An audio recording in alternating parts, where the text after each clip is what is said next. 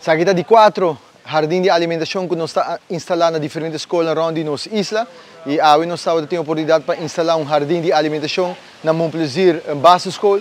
Caminho de mestre Biso que tem candidato grande de maior aluno e também maestro que vai participar para por assim que criar jardim de alimentação. Palavra de gratitude imenso também na Living Soil e Santa Rosa para a tremenda colaboração para realizar o projeto aqui na vários de escolas.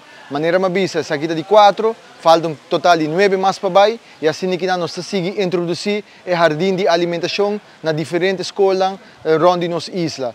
E meu mestre Bisa, mesmo como ex-aluno, está sumamente orgulhoso de mira como na Montplaisir Base School, candidato de voluntário, de maior não com bem para assim que não do numang para fazer isso aqui possível.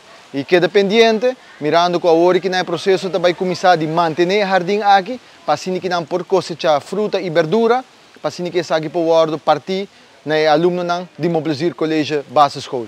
Het is een fantastisch project. We proberen de natuur een klein handje te helpen. De grond op Aruba heeft een beetje hulp nodig, waardoor heel veel kan groeien. En dat hebben we vandaag op school nagebootst. We hebben in 4 uur tijd gedaan wat de natuur in 200 of 300 jaar doet.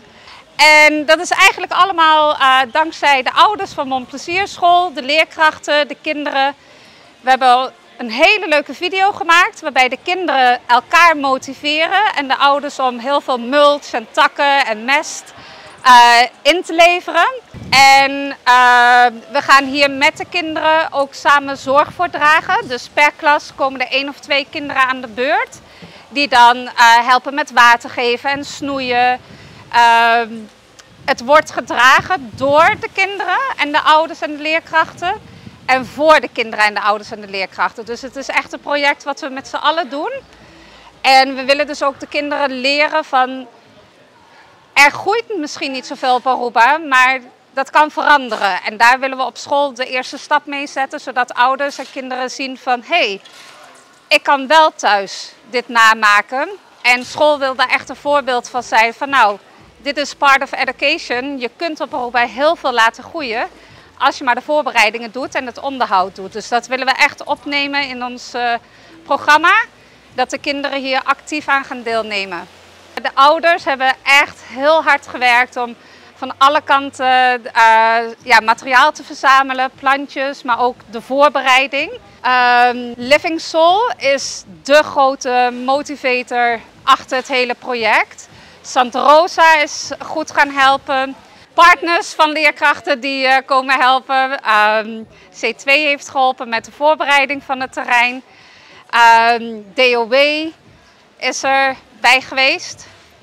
En natuurlijk de regering van Aruba, die heeft het hele project opgezet. We zijn één van de vele scholen die dit doen, dus we zijn zeker niet de enige. En ja, we zijn echt heel blij dat de regering van Aruba dit project op school wil uitvoeren. Dat we een nieuwe generatie kinderen opleiden die van Aruba een heel mooi food forest gaat maken.